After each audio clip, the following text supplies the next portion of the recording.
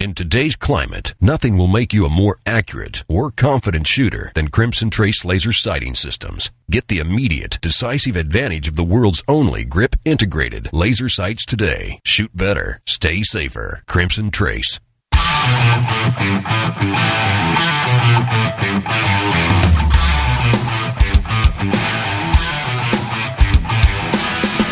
Today on Tom Gresham's Gun Talk. It's been 10 years since the great gun grab of Hurricane Katrina and the corruption that fueled gun confiscation.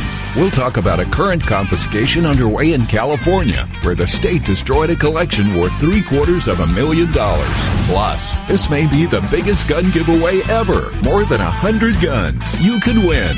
To speak with Tom, call now at 1-TOM-TALK-GUN or 866-825-5486. Now, here's Tom.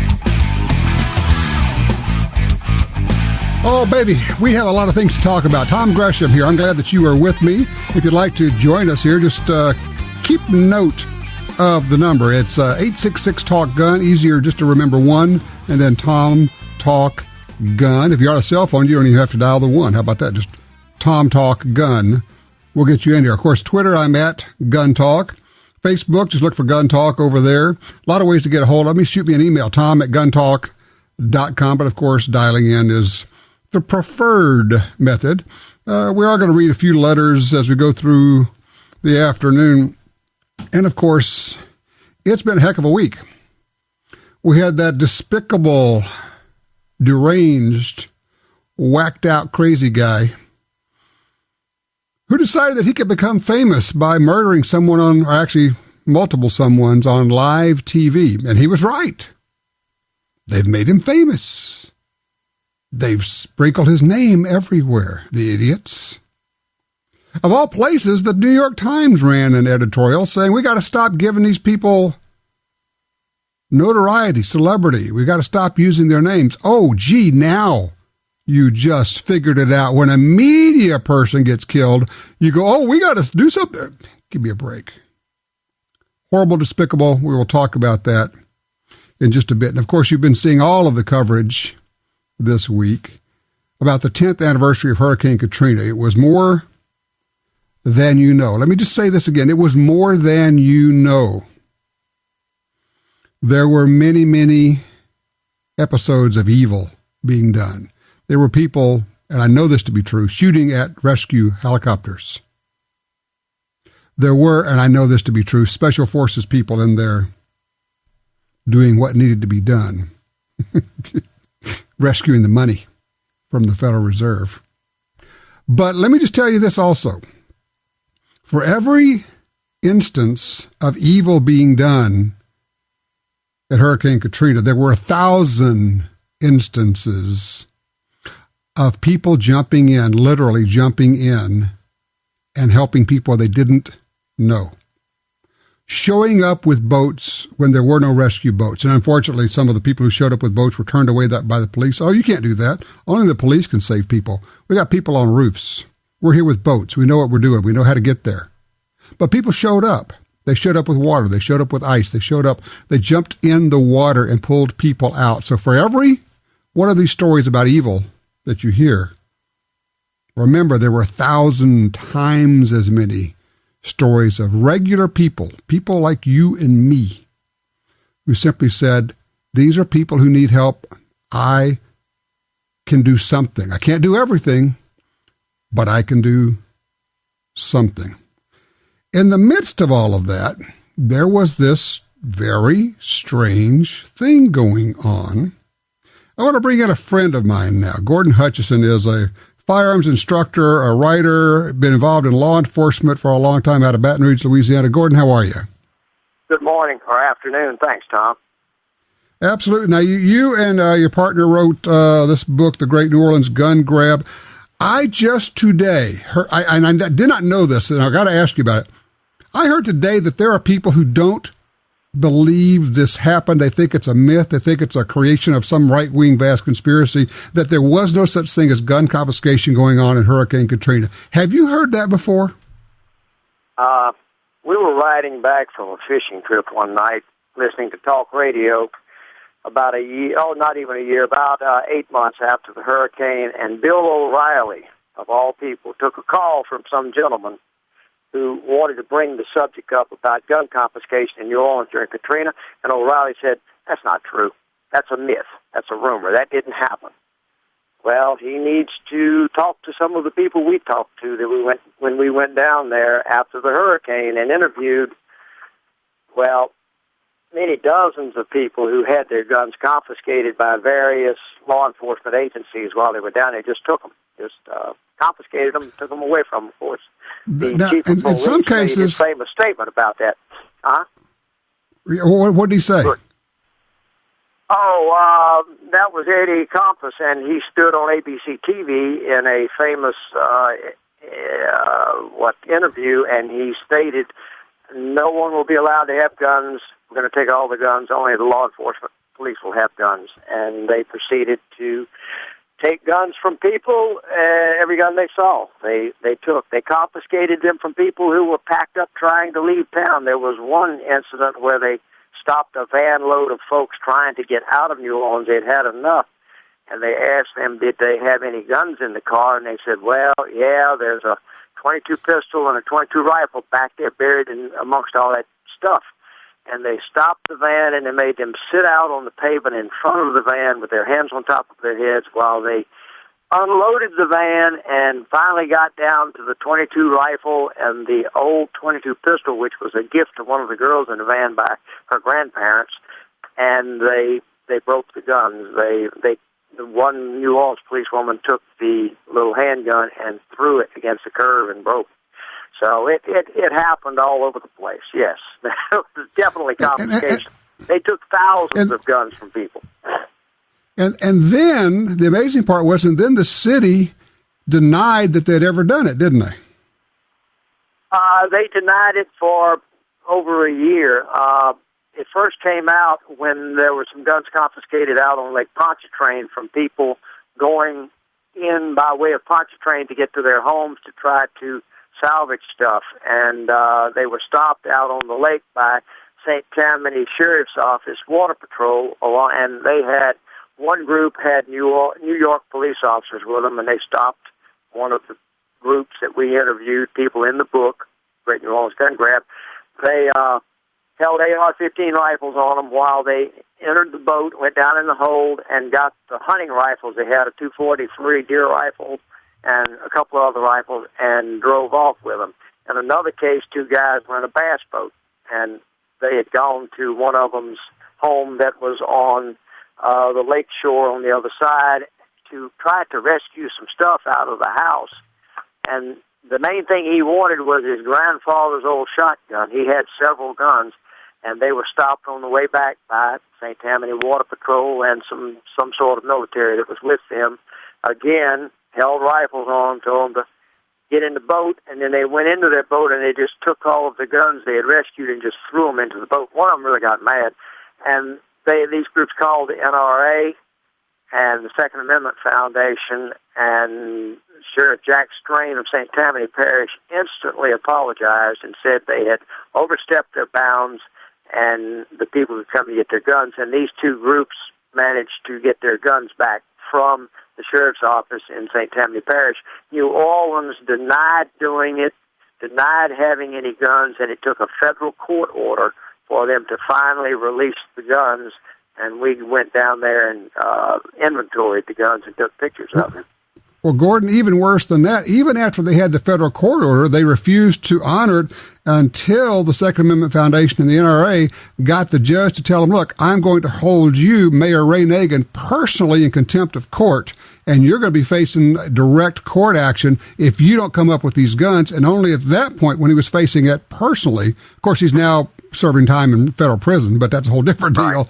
Only at that point did they say, okay, oh, wow, gee, look at this. We just found a warehouse full of guns. And, of course, as you know, you went in and saw them. These guns, for the most part, were ruined, weren't they? They were junk for the most part. This was the stuff that people turned in that they had found under the mud or after the flood had gone through. We've got a quote in the book. A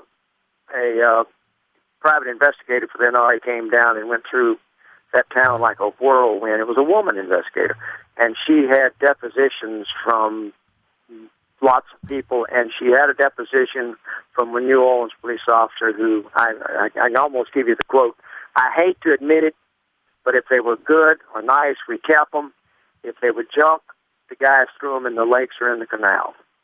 Okay, let me rephrase that. If they were good or... if they were good or nice, no. Let's rephrase that. If they were good guns or they were nice guns, the police stole them and took them home. If they were not of any value, then they put them in the warehouse. That's not, me cop bashing. That's just the way it is. That's the way it was. Gordon, the book is titled The Great New Orleans Gun Grab, Descent into Anarchy. And I see that you've still got your website up, NewOrleansGunGrab.com. Is the book still available? Right. Oh, yeah. It's available on Amazon, or you can order it directly from the publisher. It's on the website, NewOrleansGunGrab.com. Sure. Okay, good deal. I think it's an important piece of history. It's something for all of us to keep in mind when they say, well, that could never happen in America. I say, no, not only can it happen, it did happen, and it would happen again if you let it happen. Gordon Hutchinson, co-author with Todd Mason of The Great New Orleans Gun Grab. Thank you, sir. All right, 866-TALK-GUN. That is the number here. Give me a holler. We'll get you on.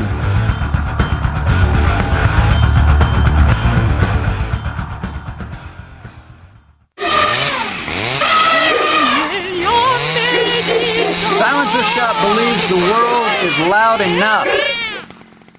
So we've made getting noise suppression for firearms easier than ever. All you have to do is visit a gun shop powered by Silencer Shop. And before you know it, noisy things like radio commercials will seem to be quieter. Help make the world a quieter place. Visit silencershop.com to find a dealer powered by Silencer Shop near you. You got your carry permit, and that's good. But you could use more training. Get the DVDs, which have what you need. Springfield Armory presents Concealed Carry 1 and Concealed Carry 2 with Bata Group. Learn specific concealed carry skills from Top Gun fighting trainers. Get trained. Be prepared. This really is life and death. ShopGunTalk.com. That's ShopGunTalk.com.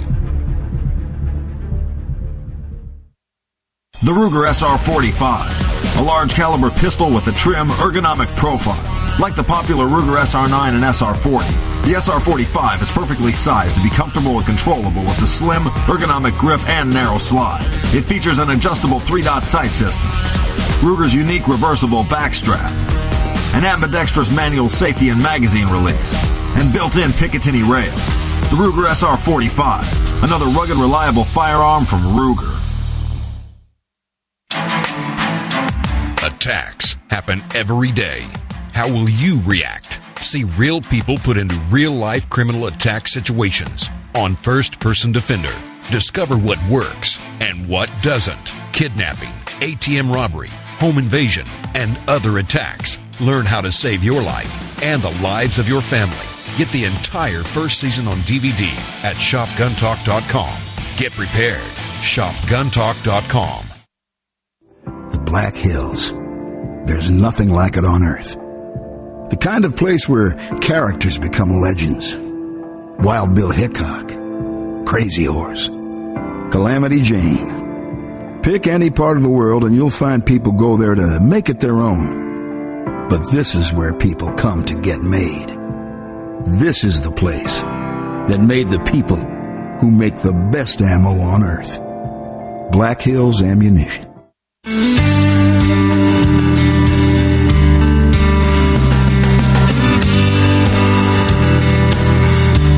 This is interesting.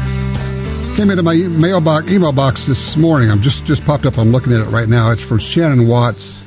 Let's see. What is this group she's with? Every Town for Gun Safety. That's the Bloomberg group. Shannon Watts is I think she makes $100,000 a year or better. That Bloomberg pays her to head up this group. This is, of course, Michael Bloomberg had to create more groups or other groups because his illegal mayors against guns, as I call them, his mayors kept getting thrown in prison. Ray Nagin, a whole bunch of other ones. Some of them for gun crimes. Gotta love it. The irony is just delicious. So Shannon Watts is a PR professional. She heads up this Every Town for Gun Safety. But the one I like is the one email I just got. And it says, this is what you should send Congress. Dear Congress. And then it has in red letters the words, I feel like my children are no longer safe in America. If there was ever an example of the difference between the gun ban lobby and gun owners, this is it. The gun ban lobby, in fact, I was just looking at their talking points. There's a website that has, this is how you should approach it. And you need to say, I feel. Not what is, not that gun crime is down 50% in the last 20 years, not that gun murders are down 50% in the last 20 years, which are both true. Because if we talked about that, we'd go, wow, we're on a good path here. Let's keep doing what we're doing. Oh, no, that's not what they want. So they can't argue facts because the facts don't work for them. They can't argue logic because the logic does not work for them. But what they can do, and what Shannon Watts says in her email this morning, is to say, I feel that my children are no longer safe. Well, there you go. Jim's on line 3 out of Shreveport, Louisiana. Hello, Jim. What's the story you got? I was working down on I-10 right out of Sorrento, just within days of Katrina coming through, and was compromised. I'm a PI. The Sorrento PD got my gun off the steering column. I have a holster under the steering column. They confiscated my weapon. And the only reason I got it back, they had a Texas police officer with them, and we were talking while they were wanting to search my truck, and he went over and grabbed my gun and hid it and brought it back to me. But they were taking guns down there, yes. So he basically took this gun and kind of palmed it and then came back and slipped it back to you while the Sorrento police guys were trying to figure out how they could get into your car. And so they stole it, but he restole it, huh? Correct. Yeah, I put black towels over all my paperwork and binoculars and cameras and stuff. And they were wanting to get in there and move them towels around, and they saw the pistol under the steering column in my holster, and they just reached in and took the pistol out, unloaded it, emptied the clip, the magazine, and put it in their car, and they told me that, I could not have the gun down there.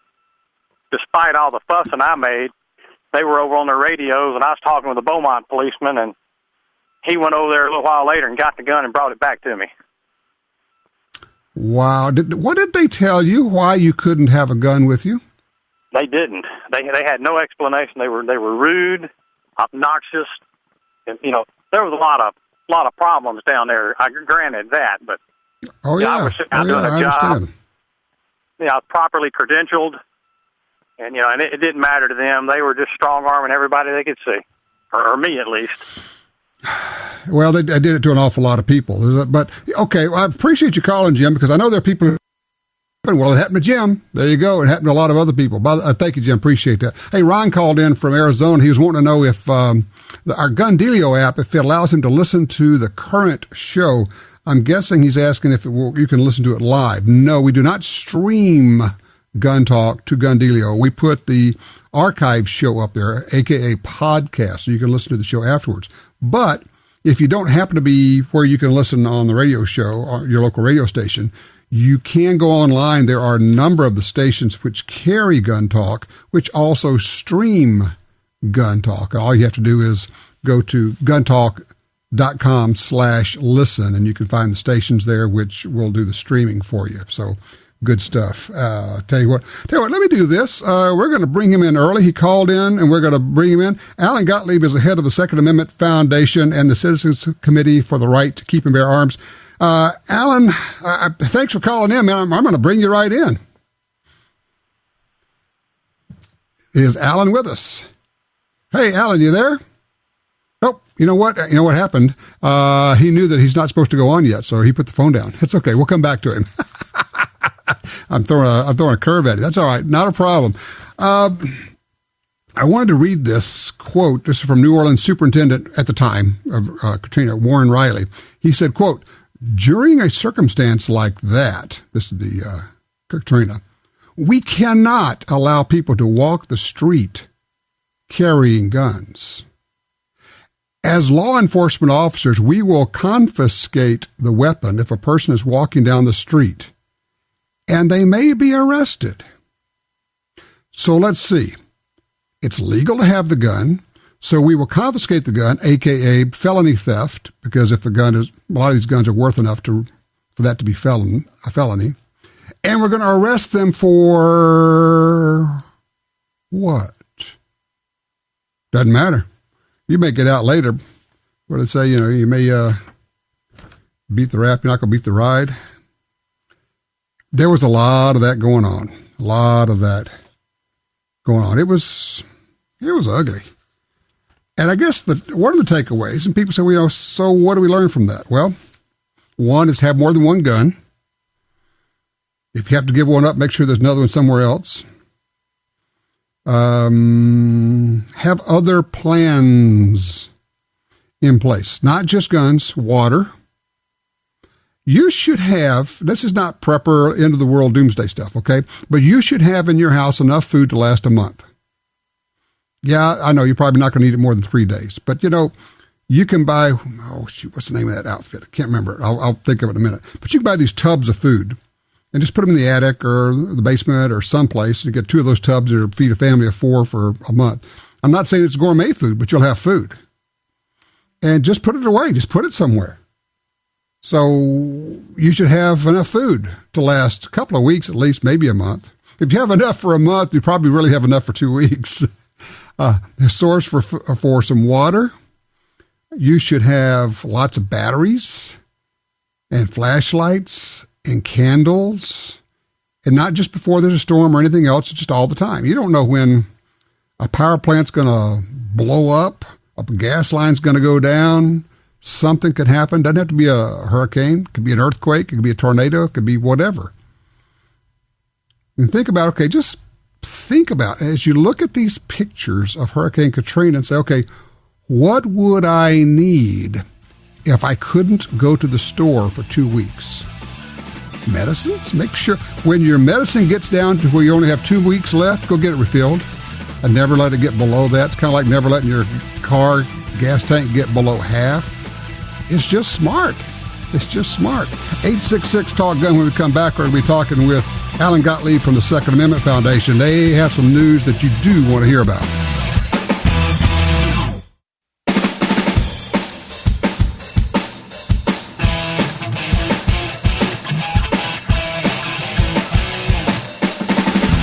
You're listening to Gun Talk, now on more than 200 great radio stations. Now, here's Tom. Hey, how about that? More than 200 stations. If you're driving around the country, you're going to be making a trip. Just go to guntalk.com/listen.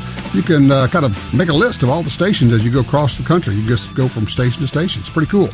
Speaking of the website, if you go to guntalk.com/win, W-I-N, you can enter right now for a chance to win a holster. We've got an Alien Gear holster giveaway. We're going to give away 4 holsters. 4 winners are going to win a holster of his or her choice from Alien Gear Holsters. This will be going through September 25th. They have the new Cloak Tuck 3.0. If you haven't seen it, check it out. AlienGearHolsters.com. That thing is very nice. At this point, let me bring in Alan Gottlieb, head of the Second Amendment Foundation, the Citizens Committee for the Right to Keep and Bear Arms. Now, Alan, before we get to the big news, we just had Gordon Hutchinson on talking about his book, of course, The Great New Orleans Gun Grab. And the Second Amendment Foundation played an important part in uncovering these, I won't even call them confiscated, these stolen guns, didn't you? We had a very big role in that, and it was an amazing thing. Quite frankly, we watched on television, on national TV, CNN and other channels, watching authorities in New Orleans knocking on doors and confiscating people's guns, knocking an old lady down, taking a gun right out of her hand. We went to court. We got a temporary injunction to stop it from happening, and then we ended up getting a permanent injunction so that New Orleans can never confiscate firearms again. And in the process, we also got the city held in contempt, and they had to pay a fine to federal courts for not obeying court orders. So it was a long, drawn-out process, and then at the end of it, we were able to get almost all the firearms returned to people. There were still a number of them that didn't get returned because people couldn't claim them. People moved out of New Orleans and weren't there to go back and get them. And unfortunately, the way the city stored a lot of those firearms, they sat there in containers and rusted in the humidity and the water, and right. Good guns were destroyed. It was pretty horrible. Exactly. Well, of course, Second Amendment Foundation's been involved in those kind of actions. Some that people know about, a lot of them, quite frankly, that people don't know about that you do behind the scenes. One that I think is worth shouting from the rooftops is something that just happened in the last week. Going back, Seattle passed a law that puts a tax on guns, $25 a gun, and on ammunition, 5 cents a round on ammunition, which goes completely against the state's preemption law, but you were able to pull together something that a lot of people thought would never happen. Tell people what and who you did and who with. Yeah, well, obviously we filed suit against Seattle under the preemption statute to stop it from happening. But the amazing thing was the really neat thing is it's the first time ever on the same lawsuit we have the Second Amendment Foundation, the National Rifle Association, who's been with us before, by the way. They helped us in New Orleans and San Francisco in a previous suit in Seattle. But we added on to this the National Shooting Sports Foundation. So you got the holy trinity, so to speak, of the gun rights movement all together on the same suit. And that's quite a feat, and we're really proud of that. For those who don't understand the distinction, and I often have to explain this to people, especially people not in the gun world, the NRA lobbies for gun owners, but the National Shooting Sports Foundation is the trade association and is the lobby for gun manufacturers, because a lot of people call the NRA the gun makers lobby, but it's actually the NSSF. So now you got gun makers, the gun owners, and then the Second Amendment Foundation, which frankly has been in the lead on litigation for gun owners for many years. You got all three of you together in one lawsuit. I guess the real question is, Alan, how'd you do that? Well, I guess really what happened was we were planning to sue. We let everybody know we were going to sue. We're using the same attorneys that beat Seattle in a previous preemption battle where they tried to ban guns on public property, and we won on that one. I guess Larry Keene at NSSF emailed me saying that they were thinking about suing, and I said, Larry, we've already got the attorneys. We've already got all the gun stores in Seattle online as plaintiffs. We're more than happy to have you join. And Larry's email also went to the NRA as well, and so I invited both to join, and they both did. You know, the beauty of that, Alan, is that people put their egos aside, put the turf wars aside, and said, look, this looks like the best path. Let's just make sure this one works. Yeah, and it's really great, because every now and then it's really important for us to really work totally together. And this is really the first time legally we're doing that. You know, we've helped each other before where like the NRA has been a plaintiff with us on some certain lawsuits. We've had the NRA and NSSF file amicus briefs on the Second Amendment Foundation's behalf, and we've done the same back for them. But this is the first time all three groups are plaintiffs on the same suit. Okay, so you got this tax being placed on guns and on every round of ammunition sold in Seattle. But of course, people say, well, why won't people just go over the city line, go outside of the city and buy guns and ammo, which would that not just terribly hurt the gun stores inside of Seattle? Well, it would definitely. The gun stores in Seattle know they're going to go out of business if, in fact, this passes. And, of course, that's what's behind it. The city wants to do it. And, Tom, in discovery, through freedom of information requests, because we monitor everything the city of Seattle does, along with a number of other cities on gun stuff, we are able to get memorandum and emails from the city council and minutes of meetings that they attended privately. And lo and behold, behind all this is Bloomberg and his anti-gun groups were involved in the planning of this. And they're taking what was done in Chicago, where there wasn't a preemption at the time it was passed in Chicago, and trying to make this go national. You're going to see this happening in cities that states don't, where there is no preemption. You're definitely going to see it in those states for sure, based on the memos that we've uncovered. But you're also going to see it in states where our preemption isn't so strong, where they're going to try and do it anyway and turn around and challenge preemption laws. Part of the memos that we uncovered were their whole game plan to try and destroy and get rid of preemption laws in general, either by an initiative process or lobbying legislators. So this is where the battle is going. It's, the power to tax is the power to destroy. And quite honestly, in some of these memos, they talk about, let's start with $25 and let's see if we can get it up to $1,000. And at $1,000, nobody can afford to buy a gun. And so they can get away with 25. There's nothing to stop them from 1,000. It's actually a gun ban scheme. It's just going to try to boil this frog very slowly. Yeah, exactly. And we've got the memos to prove it that we uncovered, that we got in discovery from the city of Seattle. What's the likelihood of your winning this one? I think excellent. The city is arguing that the preemption statute doesn't cover it because it's not really a gun statute. It's a tax statute. The only problem is the city has made some mistakes here.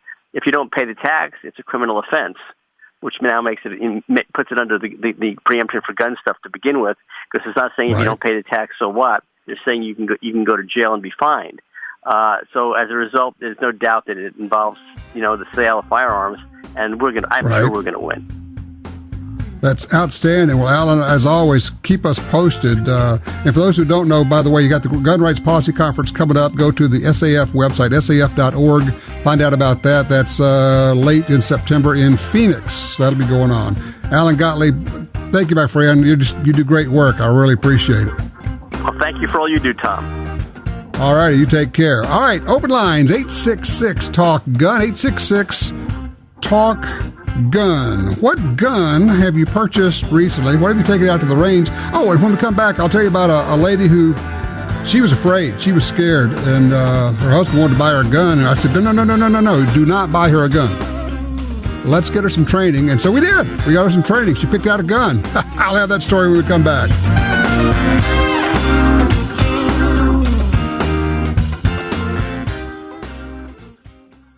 In the war on terror, fighting crime in the streets, in competition and homes around the world, one name in firearms stands out: Sig Sauer. Our pistols and rifles are renowned for their unfailing performance. This same commitment to excellence can be found in our line of SigTac accessories and the training offered by the Sig Sauer Academy. For unmatched quality, reliability, and innovation when it counts, choose Sig Sauer. Visit sigsauer.com today. In today's climate, you always need to be ready. Nothing will make you a more accurate or confident shooter than Crimson Trace laser sighting systems. Get the immediate, decisive advantage of the world's only grip-integrated laser sights. Shoot better. Stay safer. Call 800-442-2406 or visit crimsontrace.com for a free copy of our new laser training video, The Laser's Edge. The .45 Auto, also known as the 1911, is the standard other defensive pistols are measured against. No matter what pistol you carry, techniques developed around the 1911 are vital. You know you need training, and you know your concealed carry class definitely was not training. Now GUNTALK presents an exciting DVD, Fighting with the 1911 with Tiger McKee. Tiger's unique training style will have you drawing, moving, shooting, and running your gun better, no matter what style pistol you prefer. At shopguntalk.com, you can order our DVDs of Tiger's instruction. Shopguntalk.com also has a 2-DVD set, including Concealed Carry 1. Get both for the information you know you need. This really is life and death. Shopguntalk.com has DVDs, books, and other essential gear. ShopGuntalk.com. That's ShopGuntalk.com. Brownells has always given you an advantage. With their huge selection of forever guaranteed gun parts, ammunition, shooting accessories, and more. And now, they're offering you the Edge. For just $49.95, Brownells Edge covers your standard shipping and any return shipping cost for 1 year. Brownells Edge members also receive discount expedited shipping and exclusive offers. Get the Edge today by visiting brownells.com/edge.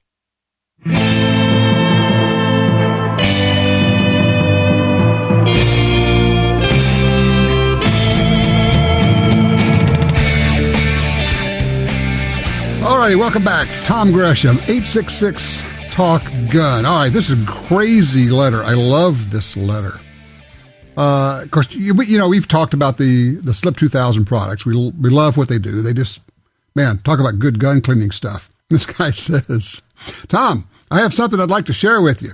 This past Sunday, my wife badly burnt some frozen corn kernels that she was preparing in a small stainless steel pot. Now, bear with me now. The bottom of the pot was about 95% burnt.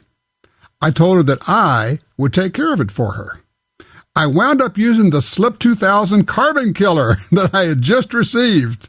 Needless to say, after about 7 minutes or so of soaking and a little elbow grease with a scour pad, the pot was back in action. Figured you might like to know this, as I have now proved to my wife that there's gun stuff that is of use in the kitchen. Thanks for all you do. Al. Hey, Al, that was a great story. I love that. Carbon killer to clean a baked on, burned on stuff and a pot, an aluminum pot. That's great. Line 3, let's talk with Mullen in Dove Creek, Colorado. It's Mullen, is that correct? Nolan, like Nolan Ryan. Oh, Nolan Ryan. All right, with an N. All right. Sir. How you doing, Nolan? Good. How are you doing, sir? Excellent. Good. How can I help you? Yeah, I had a question. My buddy bought a night work scope for his long-range gun, and I seen the new XTR2 Burrises. I was wondering if you had a chance to shoot one of those yet. I have not. That's a fairly new scope, isn't it? Yeah, yep. They haven't been out for very long. I haven't been able to find anybody around that has one, so. Yeah, I have not had a chance to use it. Well, tell me what you're shooting, what kind of rifle, caliber, and how far are you shooting? Oh, I've got, it's either going to go on a 300 Weatherby mag or a 6.5 284 out to 1,000 yards or so. Out to 1,000. Okay, 1,000. You doing competition or just kind of fun stuff? Oh, just fun stuff mostly. We do a little dynamite shooting up in Gateway and stuff. I've got a 3.5 to 10, but it just doesn't have the magnification to won't do me what I need it to do. Is that dynamite shooting in Gateway? Is that the one I remember that it's like the fire department puts on? Yes, sir. Yeah, it is. Yeah, they raise money with that thing. They put dynamite out. They've got explosive experts out there, and then you get to shoot at it and see if you can blow up dynamite at ridiculous ranges. Right, exactly. God, that sounds like fun. Oh, it is. And you get to pay like per shot or some deal like that, and the money goes to help the fire department. $2 for 3 shots or somewhere like that. Oh, I'd just go drop a $20 bill and start, just get going. Yeah. On the scope, I don't know. I mean, you're obviously a shooter, so you got good rifles and you selected good calibers. You know what you're doing. So, the drill there is with scopes, you generally get what you pay for. And, every time I try to go cheap on optics, I'm always sorry. It's like it doesn't work out that well. I would almost rather go cheap on the rifle than go cheap on optics.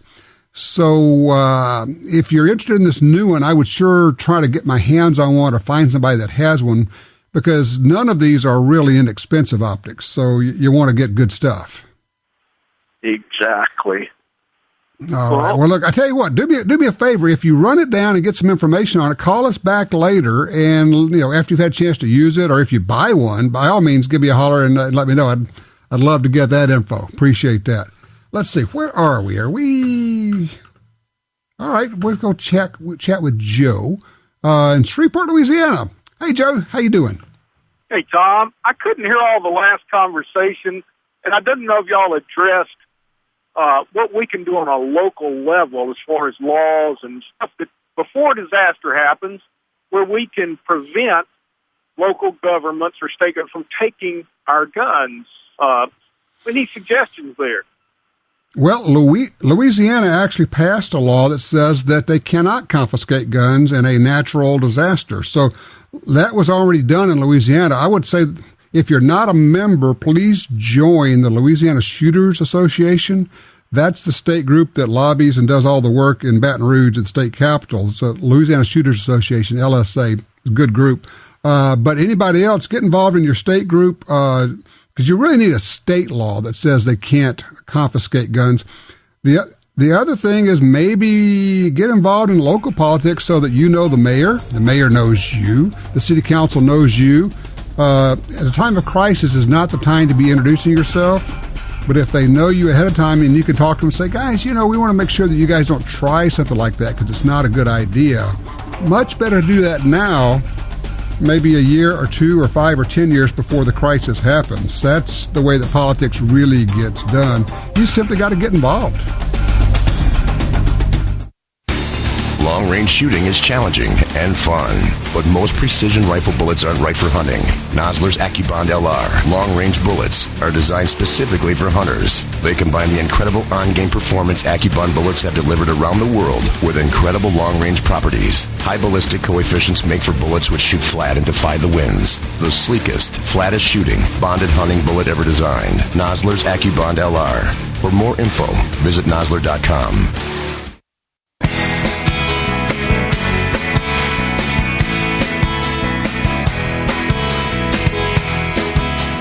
Hey, coming up in just a few minutes, we're going to be talking about, imagine you had your guns confiscated by the police. You think, okay, I'll just have to fight through the legal system to get them back.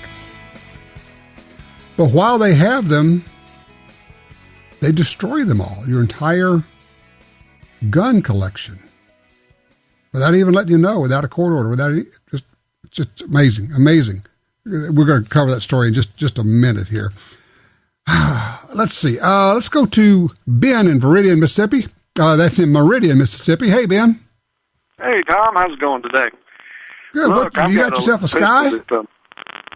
Yeah, SCCY, Sky. Uh-huh. DPX2. What do you I think? just picked one up the other day for concealed carry. I'm amazed for the price. Great little pistol. I want a second concealed carry and something to kind of carry in the vehicle. Little long trigger pull, but it's smooth as silk and shoots very accurate. Holds 10+1, a little bigger grip. I've got big hands, but it still conceals real well. I put about... They're nice guns. They also come in different colors, which is kind of fun.